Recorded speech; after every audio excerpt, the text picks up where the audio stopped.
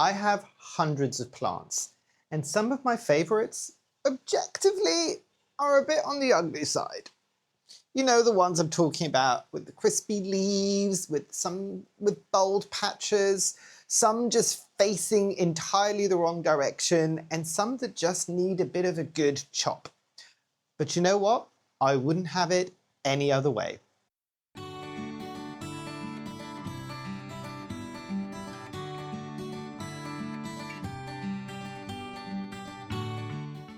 Hi, my name is Memo, this is my channel, Houseplantygoodness, and essentially it's a place where I like to geek out about my big passion.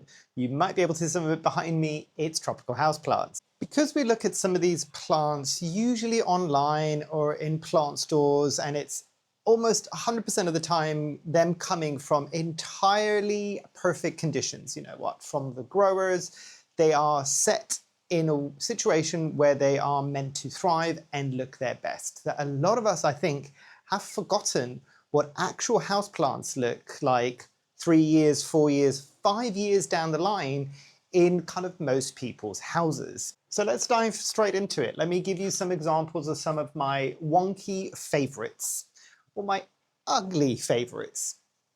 Not that I would ever call these beautiful plants ugly, but this is my Croton. I think it might be the Petra. I'll correct myself somewhere on screen if it isn't.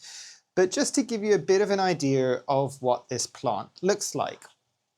And you can tell it looks a bit weird, especially now that the two newest leaves have come in, who are absolutely massive. They're very much paddle shaped. You can put it next to my face so you can kind of see. But there is good reason for this, and this plant definitely has a story. This plant is probably 2 or 3 years old now, and it started off, and you can see it's kept all of its oldest leaves. You can see how small those leaves are in relation to the newest ones. You can also see the kind of explosion of color that is happening with all the reds and the yellows and the oranges and the greens. I love a good Croton. I know a lot of people don't love a good Croton. I do like a good Croton. It just makes me very, very happy. But this is a reality of a plant like this sitting somewhere in somebody's house, especially if, like me, in this situation, I didn't bother rotating it. I am getting to the point now where I'm trying to rotate it around. It doesn't have an awful lot of space on the kind of window ledge that I've got it on, but it is getting rotated. And it's growing and it's enjoying its best life. Now, part of the reason is the smallest leaves down here. It took a long time for it to get used to my space. It's not in any high levels of humidity. Probably the window could be a bit better, but ultimately, and I've talked about this on another video, I forgot the big thing about growing Crotons successfully, at least in my experience, is they are painfully thirsty plants. Yes, they need as bright light as you could possibly give them indoors, because I know a lot of people, I know that they're watching this, that are from slightly warmer and more tropical climes anywhere in the world will know that these plants generally tend to be garden plants, not indoor plants. So that should tell you how much light they need. But yeah, this is normal. This is what happens with etiolation when plants start leaning towards the light, or even phototropism. This is what will happen. Like, a lot of the leaves will start turning, bending, the stem will start leaning towards the light. Does this make this plant look a bit messy and a bit unkempt? Yes, for some people. For me, this is just a plant that's lived a good life. This is a plant that's growing quite happily. Is it in the ideal conditions? No, but nobody's house is going to be the ideal condition. But yes, this is one of my... I hate using the word ugly throughout this video, but you know what I mean. This is one of my less than perfect looking plants. Now, how about one that looks a bit one stemmy? And that will make sense if you've ever... So everybody who has ever propagated a single stem of something and then finally put it into soil, either because you've forgotten about it or because you're just like, I'm going to deal with you later, and then you blink and it's been 2 or 3 years and all of a sudden you've got a very single stemmy kind of plant, if that makes sense. That's not even a proper sentence, but hopefully that makes sense to anybody that's propagated something equivalent to this. Should I have maybe had multiple cuttings in this pot and made this a bit bushier? Yes. Does current Memo feel a bit annoyed at past Memo for not doing that? Not necessarily, and I'll tell you why. This might be a single stem of a Piper sylvaticum, And you can see what I've done is a janky support stick for the win here. And I've kind of wrapped everything around. Does it look its best? Probably not. Does it look a bit scraggly? Yes. But the one thing I will say is, again, this plant, it's interesting because this is not on my plant care app. This is one that I propagated, I think, when I first moved into this house, which was 2021, it's 2026. This is almost 5 years in this condition. Has it grown super fast? No. Is it in semi-hydro? Yes. Have all the roots, and this has just literally been watered yesterday, have all the roots come out? Yes. Does it seem to be struggling in any way or form? No. Is it living its best life? Maybe. Maybe. I've got another much bushier, the mother plant is still there, which is probably about 7 years old at this point. But I don't mind this. I like this. This lives right next to the Croton that I was just showing you a moment ago, and it's in my utility room. Again, the window's not great. It doesn't get the best light throughout the winter.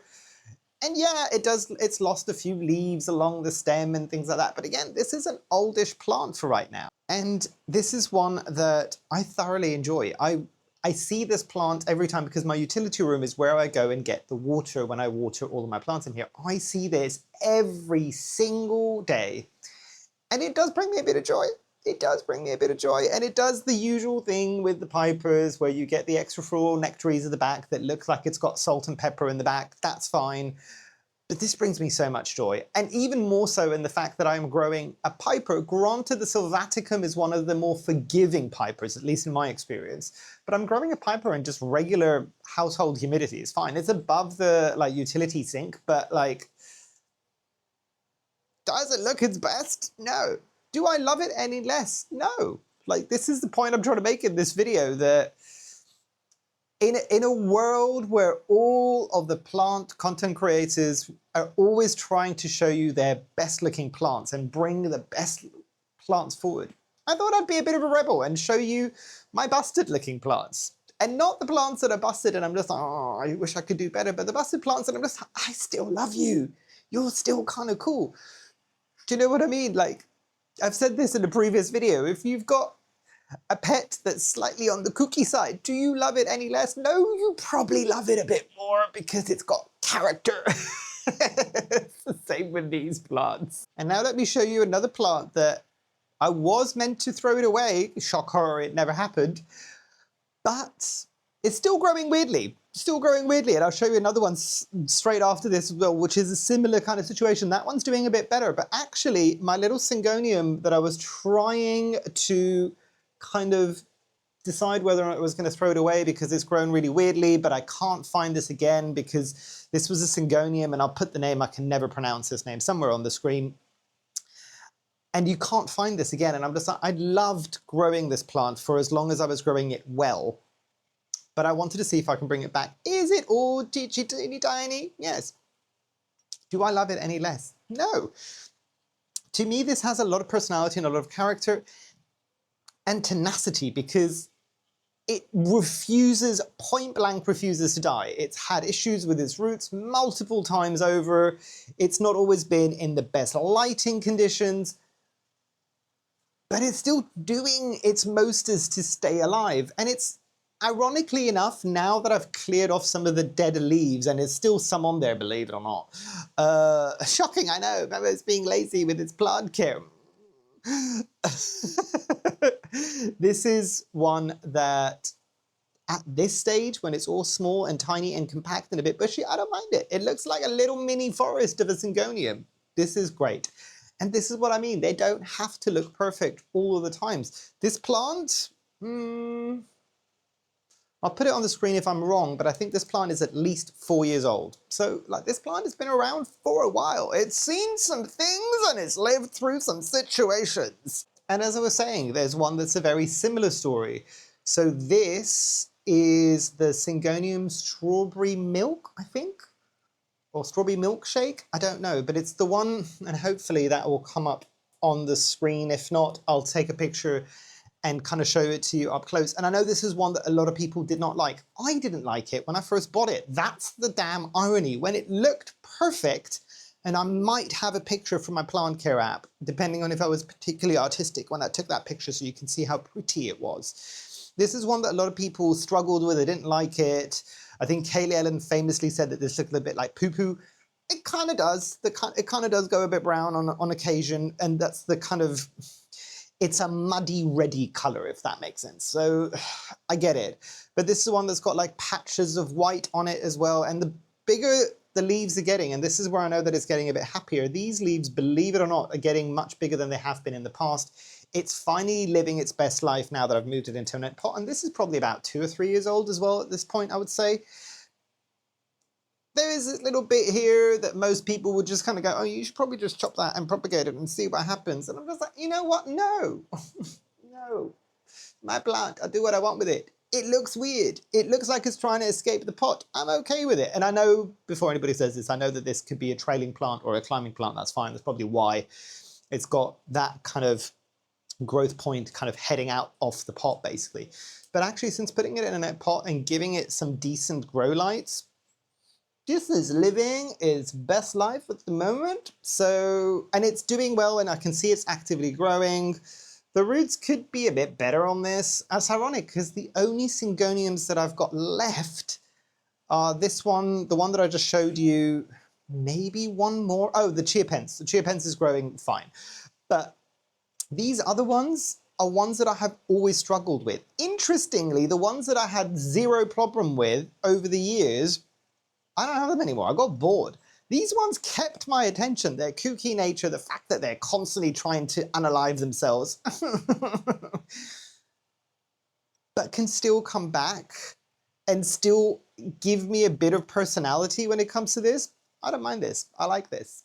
This is my weird, ugly looking kind of Syngonium Strawberry milkshake, I think. Now, how about an Anthurium that you've not seen on my channel for a while now? And I know some people were asking questions about this.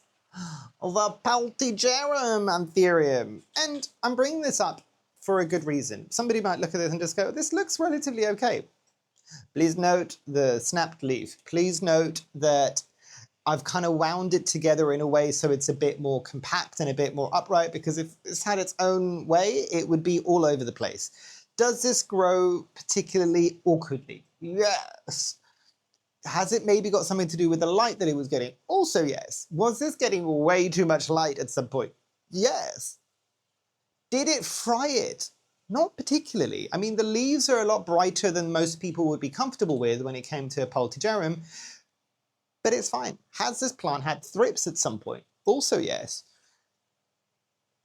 Do I stop loving it because it looks a bit weird? No. And I've had this plant probably about 2 years now. And this is not a plant that you can easily find. It's not a particularly cheap plant because of the fact that it's as slow as it is and because it can be as temperamental as it is. But I'm looking at the roots, because anybody who's ever owned an Anthurium peltigerums knows why I'm looking at the roots, because this one has a propensity towards being super happy, super happy, super happy. And then all of a sudden it's just like, no, I've got root rots everywhere now. Congratulations. But the one thing I will say, and you can see here, there was a snapped leaf, and this is what I mean. Could I remove that one kind of cut petiole? Yes. Am I going to? Probably not. I can't be bothered. I know it's not going to take very long before anybody says this, but I'm just like, you know what? It builds a bit of character, and it's okay. I don't mind it. Like, I'm looking at it now going, oh yeah, one of the leaves has got some mealybugs. A shock horror in my space. I'm going to have to deal with that. But overall, this is a plant that I kind of currently enjoy growing, because not only does it look a bit like an alien, it's giving, do you know what this is giving? This is very similar, if you like the Alocasia cuprea, that really kind of alien looking leaf of the Alocasia cuprea, and you want to try some form of an Anthurium that's similar, peltigerum, peltigerum. Go into it knowing that this is not one of the easiest Anthuriums, at least not in my experience, and it's 100% one of the slowest Anthurium that I have ever grown. The price for these, at whatever size you get them, is predominantly because of that. They are not a particularly fast Anthurium to grow, so just bear that in mind. Go into it with your eyes open, and you should be fine.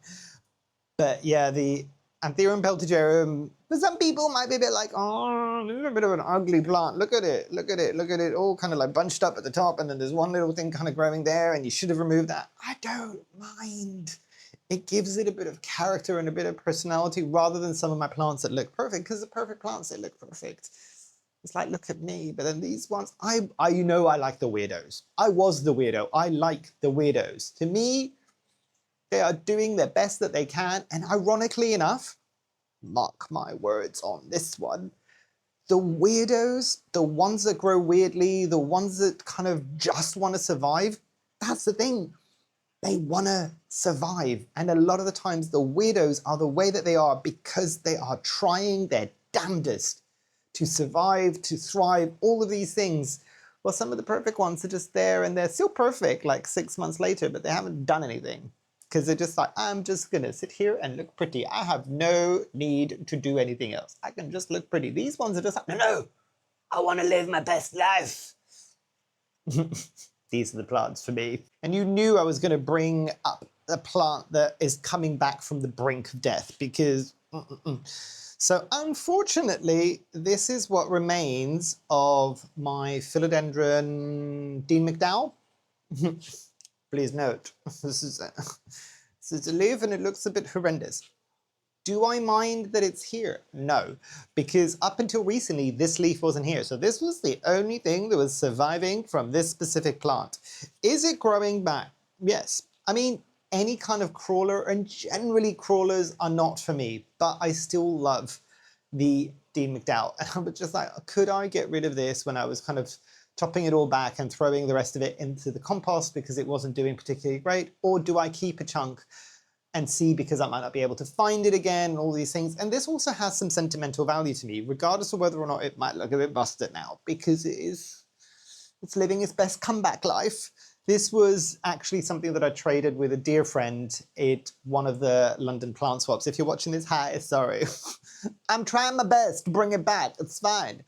But it is one that I'm hoping that if I can get it to a big enough size, the fact that it's a crawler won't be as much of an issue when I move to the next property, which is looking like it's going to be after Christmas, possibly in a year's time at the moment, because things are progressing much slower. For the people that need a bit of an update, sorry, side story, if you want to skip, I'll put the thing at the top there so you know where to skip. But yeah, essentially, like, things need to fall into place in order for me to then purchase my next house and move. That earlier stage is taking a lot longer than expected, so I think the pipe dream of me being moved in by Christmas this year is a hard no, I think, at this point. If I can get in before summer, that'd be great. If I can get in by next Christmas, not this coming Christmas, the next Christmas is probably going to be more realistic, which is so damn annoying. Anyway, sorry, back to plants. But yeah, do I mind it looking a bit like this? No, because this is a plant, the mother plant of this, I had, 4 years, maybe 3 years. And I really enjoyed growing it. And I still think that out of all of the crawlers, if there's one crawler that I will make space for, it's the Dean McDowell. It ticks a lot of my kind of check boxes, and I've never got it to the stage where it was fully huge. Not that I couldn't in this space, it's just I didn't have the space, even within this kind of environment here. So it never lived its best life. And this is kind of my little fail-safe. When I move, if I can't find it again and I want to get one to grow to the ginormous pillowy leaves that I know that it can do, this is going to be it. So yes, the fact that it doesn't look great now and it's like a couple of leaves and this is the best that it can do after this, it's fine. But you know what? This little leaf did its most that it could in order to still provide it with enough green to photosynthesize in order to push out this leaf. Now that this leaf is here, hopefully I'll eventually get another leaf coming out. When that new leaf comes out, most normal people will get rid of the like busted old looking one. I would love to say that I'm going to do the same, but I know myself too well and I am inherently lazy when it comes to these things. This leaf will be there until it withers and dies on its own, because I am very good at just looking at it and just going, that's a not a right now problem. I'm going to deal with you later. Months or even years later, just like, oh, I still haven't dealt with that. Still not going to deal with it. It's fine. I'm just going to move on with my life.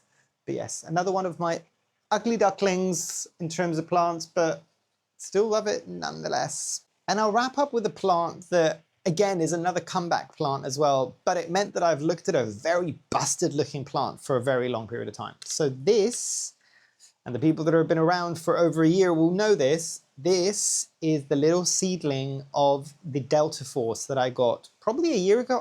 I don't even know if it was 2 years ago now, but it had struggled. It didn't have a lot of leaves. The last leaf that it came out was entirely busted. Anybody that's grown Anthurium and knows that things can go wrong, like this leaf didn't form properly.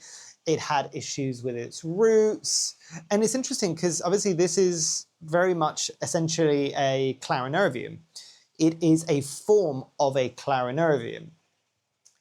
And I always thought clarinerviums need to go bone dry, and I think they do. They are one of the ones that need to go more towards dry than other Anthurium was. So I had it in a net pot and I exposed its roots to a lot of air, but I think that was drying a bit too fast. So it struggled with leaf after leaf. And then eventually when I would see a leaf starting to emerge, snails and slugs would chop it back, and then it would still be stuck with this god-awful looking leaf here. But eventually what happened is, you know what, I'm just like, let's leave it in the net pot, but let's put it in a cache pot so that it retains some of that moisture, at least in the winter. And top tip for everybody that's worried about the upcoming winter, although we're just about to have another heat wave, so it's a while away. But for the people that are worried about their Anthuriums, what I'm doing in my collection, I'm not saying it's going to necessarily work, but what I'm going to attempt this year is a lot of my Anthuriums have been moved into net pots or net orchid pots with very chunky kind of Anthurium soil mixes, and they're doing really, really well. I've learned really quickly this summer, because it gets so hot as it does, nearly all of them have needed to go into a cache pot to just help them still get that oxygen to their roots, but to maybe not dry out quite so quickly, because they are drying out super quickly. And it was causing them some issue in terms of pushing out new leaves. However, what is 100% going to happen in the winter months, where my Anthuriums take forever to dry, and that's when most of us will get root rots on our Anthuriums. These cache pots are going to be put away for the winter, and these are all going to sit in their net pots, exposed to the elements. Yes, you could say that the roots might get a bit on the cooler side, but I'm probably going to continue my heat mat situation in the winter and see how that goes. But look, it finally graced me with a beautiful new leaf, and I know it's going to be another one that's going to be coming soon, hopefully. It will take a while for it to kind of bounce back, because this leaf is doing the mostest, and I think that's on this way out now anyway. But this should help it photosynthesize a bit, and I don't want to touch it too much because it's still very much, it's still hardening off. But it's really lovely to finally be getting an Anthurium Delta Force leaf that's starting to look like a Delta Force. Shout out to anybody that bought these seedlings from Grow Tropicals when they first came out, like almost a year ago or two, I can't remember when it was now. Tell me how yours are doing. Did they survive? Did you have similar situations to me? Are all of yours absolutely huge and ginormous like Delta Forces now? You can laugh at me in the comments and go, haha, Memo, you fool. What did you do? Mistakes, apparently. Mistakes were made. But just what I mean, I could have, if I was just straight after perfection, I could have just got rid of this when it was struggling as much and just gone, you know what, I'm not going to deal with you. I'll chalk it up to, like, I made a mistake and I won't be buying that again, all these things. But you know what? I end up with beauty like this then. But I think one of the most interesting things that we need to consider when it comes to the idea of these perfect plants versus these kind of imperfectly ugly plants is that you need to remember that obviously these plants are growing by commercial growers in conditions that are absolutely perfect for them. And it's really interesting where, and I'll use myself as an example, where you're sitting there going, well, I've taken this plant from these perfect conditions, put it in my house in Norfolk in the UK, right next to a radiator, and I'm sitting there debating, why is leaf number 17 asymmetrical or crispy? Do you see this slight kind of weird thought pattern there? And it's, I think, if we start thinking of it in a slightly different way, where the perfect plant, when we first get it, isn't the permanent state of the plant. It is the temporary state because all the conditions are met. And the slightly wonky and weird and fugly looking plant is its permanent state, is what it will revert back into. That's something to consider, basically. And I'm very curious to know your experiences. Like, do you have a favorite ugly duckling of a plant, or a slightly wonky one, or one that is part of your favorites but doesn't look absolutely pristine? And I'm not talking about the plants that you've just bought. I'm wanting you to think about the plants that you've had the longest. Do you like them any less now when they're a bit on the fugly side because they're not perfect? Or do you still enjoy them? Do you still love them? But yeah, hopefully you've enjoyed. Hopefully I shall see you here soon. And I truly, truly hope that you have a great rest of your day. Thanks. Bye.